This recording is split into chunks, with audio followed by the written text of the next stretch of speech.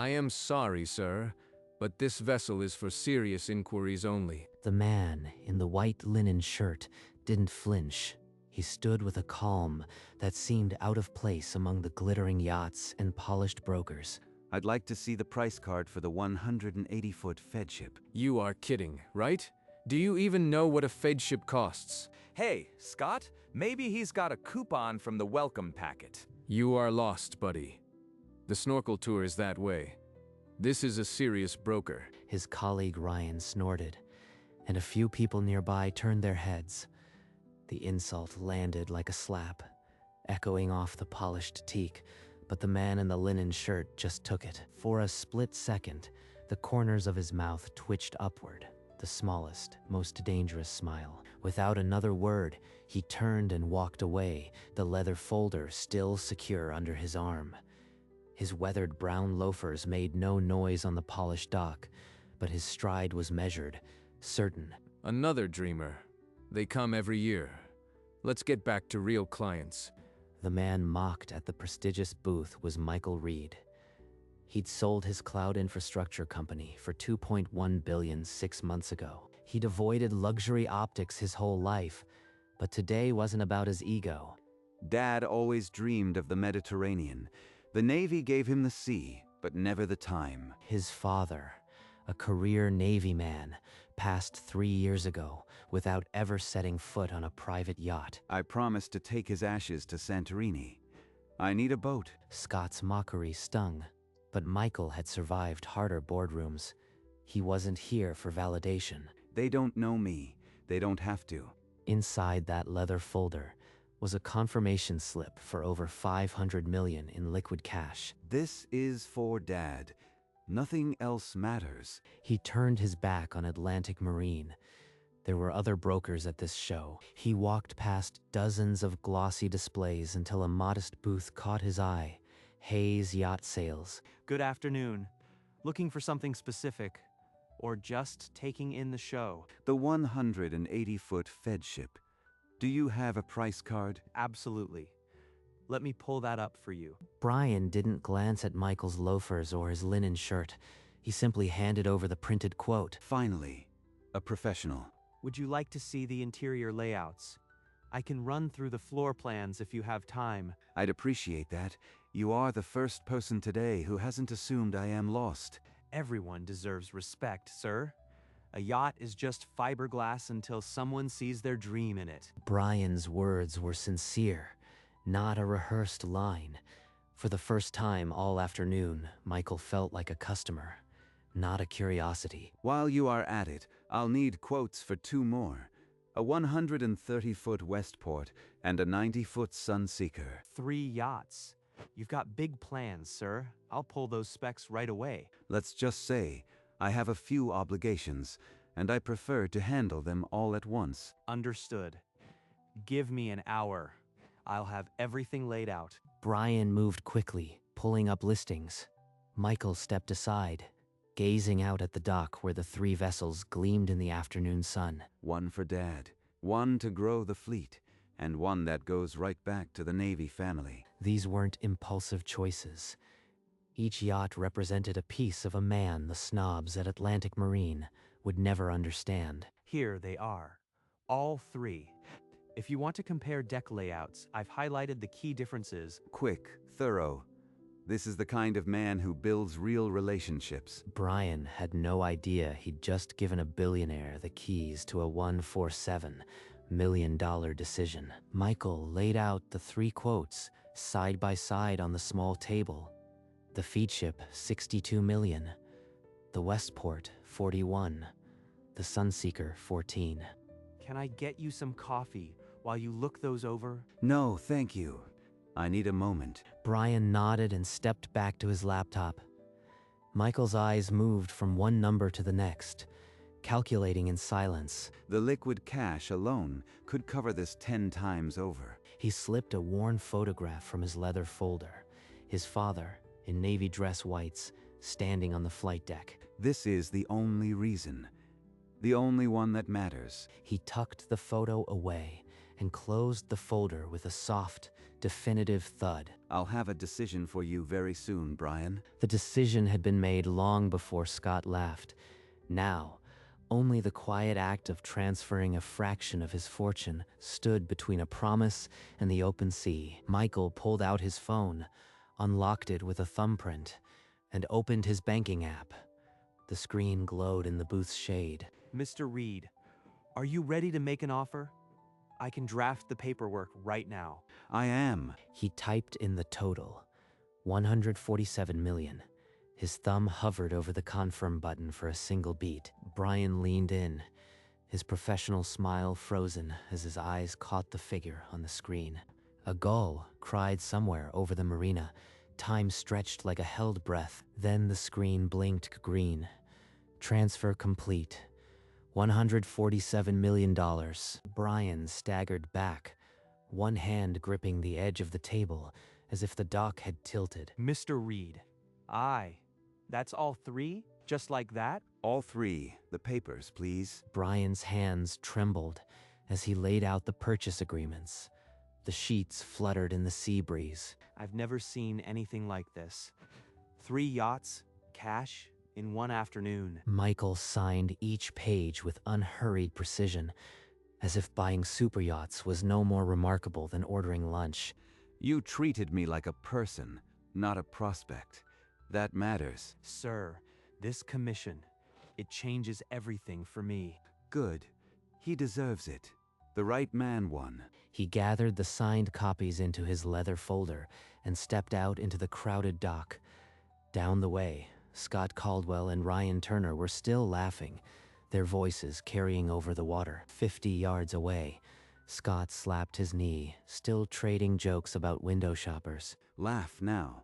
The truth will find you soon enough. Michael turned toward the exit, the afternoon sun catching the gold nameplate of the feed ship. He didn't look back. By 7 that evening, the boat show had packed up. Inside Atlantic Marine's downtown office, senior partner Harrison Croft reviewed the transaction logs. He stopped on an entry that pulled the air from the room. 1 buyer, 3 super yachts, $147 million. Michael Reed. That name is familiar. He pulled a tech magazine from the corner of his desk. The cover stared back at him. Cloud King Michael Reed cashes out for $2.1 billion. This is the same man, and the brokerage listed as Hayes Yacht Sales, not us. He thumbed through the day's visitor log from the show floor. A name from the morning crew jumped out. Scott Caldwell. He was on the floor all day. Did he talk to this man? A cold knot formed in Croft's stomach. 3 yachts, a billionaire client, and his firm's name nowhere on the paperwork. If Scott blew this... He grabbed his phone with a hand that was no longer steady. Croft jabbed the speed dial. The line picked up on the second ring, the background noise of a bar filtering through. Scott, my office. Now, don't finish your drink. 20 minutes later, a very relaxed Scott Caldwell strolled into the Atlantic Marine building, still in his pink polo, gold pinky ring, catching the hallway light. Probably wants to congratulate me on the big deal I closed. About time. He pushed open the heavy wooden door to Croft's office, with a grin that faded the instant he saw the senior partner's face. Harrison, you look intense. What's going on? Sit down, Scott. We have a lot to discuss. Scott lowered himself into the leather chair, the first cold trickle of dread running down his spine. Croft didn't sit. He stood behind his desk, the transaction sheet trembling in his grip. Outside the window, the marina lights flickered on, as if even the harbor was waiting for what came next. I want you to read that name and tell me exactly what you said to that man this morning. He slammed the transaction sheet down. The yellow highlighted total, 147 million, glared up like an accusation. Michael Reed. That's impossible. He was just some guy in a khaki shirt and worn-out shoes. Some guy is Michael Reed, a tech billionaire who sold his company for $2.1 billion. And you laughed at him. Scott's mouth opened, but no sound came. The gold pinky ring on his hand suddenly felt like a manacle. He bought 3 yachts this afternoon. 3. $147 million, cash. The numbers on the paper blurred before Scott's eyes. $147 million, lost because of a joke. 147 million. That's more than my lifetime sales. And I laughed at him. Croft didn't raise his voice again. He didn't need to. The weight of Scott's failure had already filled the room. Outside the window, a foghorn sounded low and mournful, as if even the sea was pronouncing judgment. The snorkel tour is that way, you said. Refused a price card, mocked his clothes. The words hung in the air like a guilty verdict read aloud. Ryan told me everything. The laughing, the dismissal. You treated a billionaire like a beggar on the dock. Harrison, I was screening walk-ins. You know how many tire kickers we get. I had no way of knowing. Croft's fist came down on the transaction sheet, rattling the lamp. You had no way of knowing because you didn't ask. You just assumed. Scott's mouth worked, but no coherent defense followed. 147 million in commission gone. A client who will never darken our door again. The senior partner's voice dropped to something colder than anger. I need to know, Scott, what exactly is your value to this firm now? You are done, Scott. Security will escort you out. This isn't happening. Not after 15 years. The gold pinky ring on his right hand tremored visibly. 15 years of sales, and it felt like a jester's trinket. Harrison, please. I can make this right. The only thing you can make right is your exit. Scott rose from the leather chair, as if it were a casket. His legs threatened to give. In the corridor, Ryan Turner stood frozen, the blood drained from his face. They had laughed together just hours ago. Scott. Was it him? The guy in the linen shirt? Scott walked past him without acknowledgement. The weight of $147 million pressed on his shoulders like a yoke he'd forged with his own arrogance. The glass door of Atlantic Marine closed behind him with a soft final click. The Fort Lauderdale night offered no comfort, only the hum of distant traffic and the cold certainty of unemployment. Later that evening, Michael stood alone on the marina dock, the day's triumph and humiliation both receding like the tide. He reached out and touched the smooth fiberglass of the Fed ship. The hull hummed with quiet power. This one is yours, Dad. Every inch of it. From his pocket, he drew the worn photograph. His father's face, caught in sepia, looked unwaveringly calm. You taught me to keep watch. Now, I'll keep watch over your dream. A night dockhand approached with a clipboard. Michael met him halfway. I want the name on the stern changed before I take her out. Father's watch. That's what she'll be called. The dockhand jotted a note. Behind him, the brass nameplate waited, blank and expectant. Michael slipped the photo back into his folder and looked out at the dark, endless sea.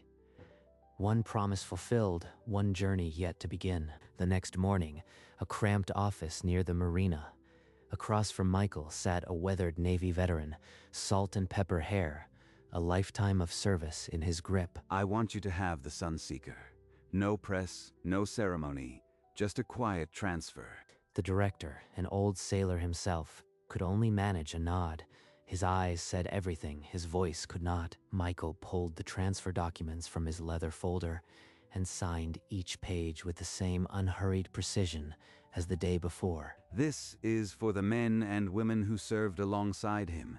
He'd want them on the water. The director slid a small brass plaque across the desk. It would soon be bolted to the Sunseeker's helm. Donated by Michael Reed. The words were simple, but behind them lay a fortune and a father's legacy. They shook hands.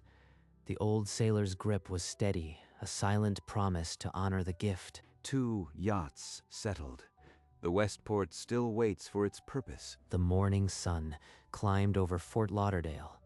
One yacht was now a father's memorial, another a tribute to service.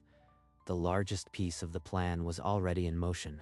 2 days after the boat show, Brian Hayes sat in his cramped back office, still trying to absorb the commission that had landed from nowhere. His phone buzzed. The screen lit up with a name that made his heart skip. Michael Reed. Brian, it's Michael. I need to tell you something. Mr. Reed, it's good to hear from you.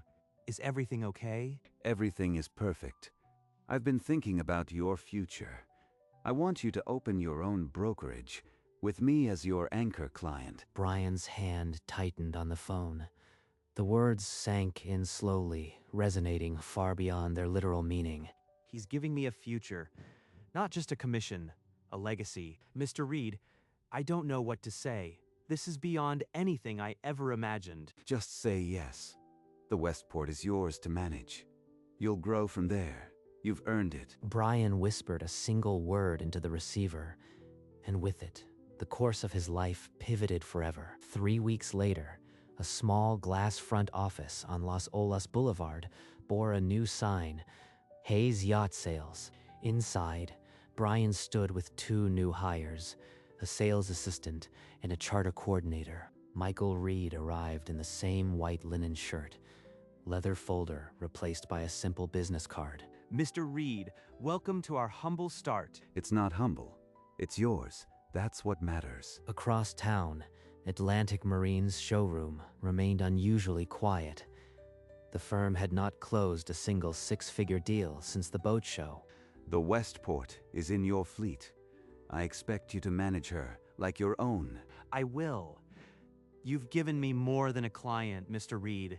You've given me a career. They shook hands firmly. A local photographer captured the moment for the industry brief, the image soon to become iconic. Michael left with a quiet nod. Brian and his team raised a small toast. Hayes Yacht Sales was open, and the sea was calling. Across town, Scott Caldwell sat in a rented efficiency, scrolling job boards on his phone. The pink polo hung on the back of a chair like a relic. A news alert flashed across the screen. Billionaire Michael Reed buys 3 super yachts, donates 1 to veterans. Scott's thumb froze. The article listed the Fed ship renamed Father's Watch, the Sunseeker gifted to Navy vets, and a small photo of Brian Hayes' new office. That broker I mocked at the yacht show. That was my billionaire. He bought 3 yachts in 1 afternoon. Cash. And I told him he was lost from the snorkel tour. He scrolled further. The article mentioned the veteran donation, the launch of Hayes Yacht Sales, and the anchor client, Michael Reed. Scott's knuckles whitened around the phone. The room felt smaller, the silence heavier. I blew it. The biggest deal in the firm's history walked right through my booth, and I laughed at him. He tossed the phone onto the flimsy mattress. The screen cracked, a thin fracture spreading across the glass. No one was coming to hire him. The yacht industry had already heard the story. Scott Caldwell was now a cautionary tale. The 180-foot feed ship Father's Watch cruised out of Port Everglades, its bow pushing aside the morning mist. Michael stood at the bow, the wind crisp against his face. In his hand, the worn photograph he'd carried since the funeral. The young Navy officer in the image gazed back at him, a man who never owned a pleasure craft but understood the sea better than anyone. Today, we start the journey you sketched on a napkin 30 years ago. Sicily, Crete, Santorini, all of it. He traced a thumb over the photo's edge, his jaw set, not with grief, but with the quiet satisfaction of a son who had kept his word. You taught me that the best things are always earned, never just given. Behind him, the Fort Lauderdale skyline shrank. Ahead, the unbroken Atlantic. In a week, they'd enter the Strait of Gibraltar. Every wave that breaks against the hull, I am thinking of you. I'll scatter your ashes in the Bay of Santorini, like you asked. A deckhand approached with a coffee, but Michael shook his head. He needed nothing except the salt air and the memory of his father's voice. The yacht's engines deepened their rhythm. Michael slipped the photo carefully back into his shirt pocket. The voyage had truly begun. The sun began its slow descent, painting the water in bands of copper and rose. Michael stood at the bow, the wind gentler now, his thoughts turning inward. The sea doesn't care who you are, son. It only cares that you show up. The words had been his father's, spoken on the deck of a warship 30 years ago. now a quiet anchor in his heart. A rare, unguarded smile crossed his face, not the knowing smirk from the boat show, but something softer. He felt his father's presence, not in the photograph, but in the salt air and the endless water that had never known prejudice. The yacht adjusted course slightly, aligning with the setting sun as if led by an invisible hand. From a distance, Father's watch cut a perfect silhouette against the fiery horizon. Michael placed a hand on the railing, feeling the thrum of the engines, the steady heartbeat of the vessel bearing his father's name. And as the sun touched the sea, the yacht sailed on, carrying a son's promise toward the edge of the world. As the stars began to appear, Michael's thoughts reached back across the years. He saw his father, a young Navy officer, standing at the rail of a warship, the salt wind in his face. The man who taught him that the sea was a place of equality, where you were measured only by your skill and your character. You always said, "Show up, son.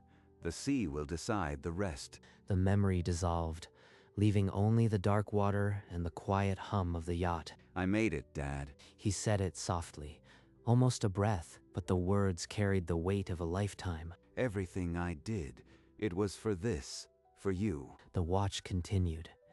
The yacht sailed on into the night, a single light burning on the bridge, and the sea, eternal and indifferent, received the promise as it had received all promises in silence. A new morning broke over the Atlantic, the sky clean and limitless. The captain's voice echoed across the deck. Course set for Gibraltar, the Mediterranean just beyond. Gibraltar? The doorstep of everything he ever talked about. He turned toward the stern, where a pale smudge was all that remained of the Florida coastline. That's where they laughed. That's where it all turned. Then he faced the bow again, toward the untraveled water, the path his father had traced in ink decades ago. The morning sun stretched a golden road across the swells, pointing east. One yacht, one watch, one promise, and 1,000 miles of open ocean to prove you were right. The engines deepened, as if the yacht itself sensed the importance of the voyage. Father's watch sailed on, her bow pointed toward the storied waters that had waited long enough. For days, the fed ship sailed east, the sun smaller each morning, the ocean wider than any dream. The crew fell into the rhythm of the watch, and the wind hummed a steady hymn through the rigging. By the fourth afternoon, the water had deepened to indigo, the color of midnight reflected under the sun. A pod of dolphins escorted her for a while, their silver leaps a fleeting grace on the endless blue. As evening fell, the horizon softened into gold and lavender, and the first stars pricked the sky. The intercom crackled with the captain's voice announcing their entry into the Mediterranean. A single light flickered at the bow, a small beacon against the immense darkening sky. The last light bled from the world, and the yacht became a silhouette, a quiet mark on the timeless water. The sea held its breath, and the vessel sailed on into the night, a promise forever sealed. Father's watch, Fort Lauderdale, Mediterranean